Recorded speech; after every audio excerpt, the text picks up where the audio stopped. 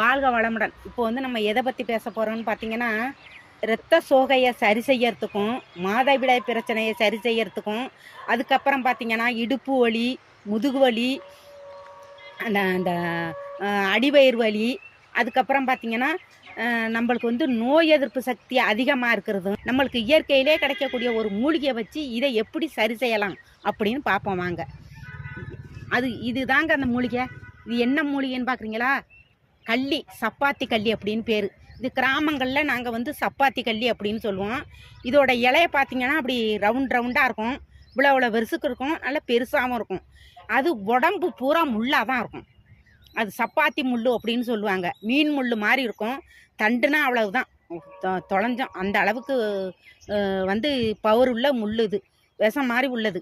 ஏன்னா அது குத்துனாலே வந்து உடனே வந்து ஒரு 3 நாளையில் பழுத்து போயிடும். பழுத்து போய் அதை நம்ம வந்து ரொம்ப கவனமாக எடுக்கணும். நுணுங்கி போனாலே அது அப்படியே செப்டிக்காக ஆகிடும். உள்ளே அது பாட்டில் நழுவி போய்கிட்டே இருக்கும். ஏன்னா அந்த மாதிரி ஒரு வளவளப்பு தன்மையாக உள்ள செடி அந்த சப்பாத்தி கள்ளி செடி. இதை வந்து ரொம்ப பயன்பத்திரமாக நம்ம எடுத்தாலும், அதை வந்து வெட்டி எடுத்தால் கூட, அதில் உள்ள பழத்தை பறித்தா கூட ரொம்ப பயன்பத்திரமாக பறிக்கணும்.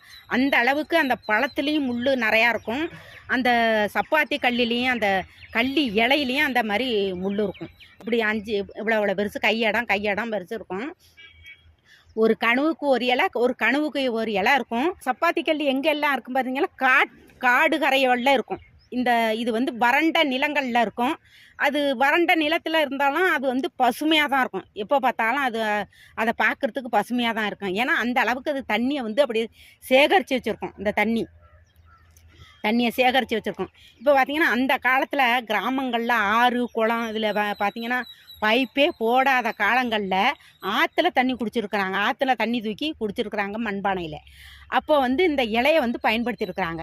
எப்படின்னு கேட்டிங்கன்னா, இந்த இலையை வந்து இந்த முள்ளை வந்து சீவிடுவாங்க. அந்த இலையில் உள்ள முள்ளை வந்து சுத்தமாக சீவி எடுத்துட்டு அந்த சதையை மட்டும் எடுத்து அந்த தண்ணிக்குள்ளே போட்டுருவாங்க. தண்ணிக்குள்ளே போட்டு 2 கலக்கு இப்படி கலக்கினாக்கா அதில் உள்ள அழுக்குகள், அந்த கிருமிகள் எல்லாத்தையும் அதை அப்படியே வண்டல் மாதிரி படிஞ்சு போயிடும் கீழே.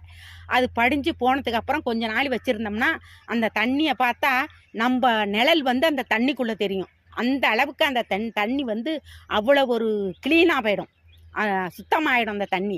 ஏன்னா அந்த தண்ணி வந்து அதில் உள்ள கிருமிகளை எல்லாத்தையும் அந்த அதில் உள்ள வளவளப்பு தன்மை, அந்த சப்பாத்தி கல்லில் உள்ள வளவளப்பு தன்மை வந்து அந்த தண்ணியில் உள்ள கிருமிகளை எல்லாத்தையும் அப்படியே அதாவது அந்த கிருமிகளெல்லாம் இழுத்து அந்த வண்டல் மாதிரி கீழே அடியில் படிஞ்சு போயிடும். அதுக்கப்புறம் ஒரு துணியை போட்டு வடிகட்டி சாப்பிட்ருக்குறாங்க. அந்த காலத்தில் உள்ளவங்க ஆற்றுல ஓடுற தண்ணியை தூக்கி சுத்தம் பண்ணி சாப்பிட்ருக்குறாங்க. அது வந்து இந்த கள்ளி அந்த தண்ணியை சாப்பிட்றதுனால நோய் எதிர்ப்பு சக்தி அதிகமாக இருக்கும். அதே மாதிரி பார்த்திங்கன்னா உடம்புக்கு வந்து நல்ல குளிர்ச்சியும் கொடுத்துருக்கு, உடல் சூட்டையும் தணிச்சிருக்கு. இப்போ இந்த பழத்தை சாப்பிட்றதுனால பார்த்திங்கன்னா இடுப்பு வலி, இந்த முதுகு வலி, அடிவயிறு வலி, வெட்ட சூட்டு வலி, வெள்ளைப்படுதல் எல்லாமே முற்றிலுமே குணமாயிடும்.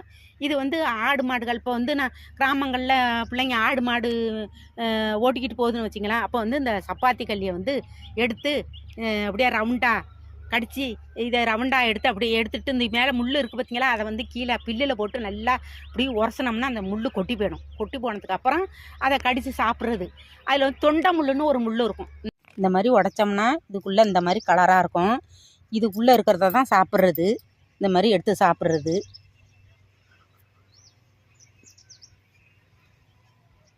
இதை தான் எடுத்து சாப்பிட்ணும்.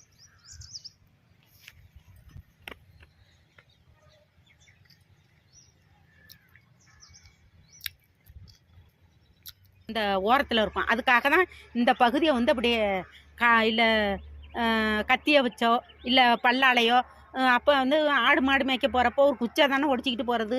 மாடு ஓட்டுறதுக்கு ஆடு ஓட்டுறதுக்கு அருவாள்லாம் கொண்டு போகிறதில்ல. இது அப்படியும் சாப்பிட்லாம். நம்ம வந்து இதை பறித்து கொண்டு இந்த முள்ளெல்லாம் நீக்கி விட்டு ஜூஸாக வச்சு இதை வந்து வடிகட்டி விட்டு சாப்பிட்லாம். இதில் ஒரு சின்ன இலையாக, அதாவது விதையாக இருக்கும். இதுக்குள்ளே பார்த்தீங்கன்னா சின்ன விதையாக இருக்கும். அதெல்லாம் பொருள்படுத்துறதில்ல. நாங்கள்லாம் சாப்பிட்றது அந்த விதையோட தான் சாப்பிட்றதுக்கு நல்லா ருசியாகவும் இருக்கும். வெட்டச்சூடு, இந்த வெள்ளைப்படுதல், அடிவயிறு வலி, இது எல்லாமே முற்றிலுமே குணமாயிடும். கண்டிப்பாக நீங்கள் இது வந்து எங்கே கிடைச்சாலும் நீங்களும் இதை பறித்து பயன்பெறுங்க.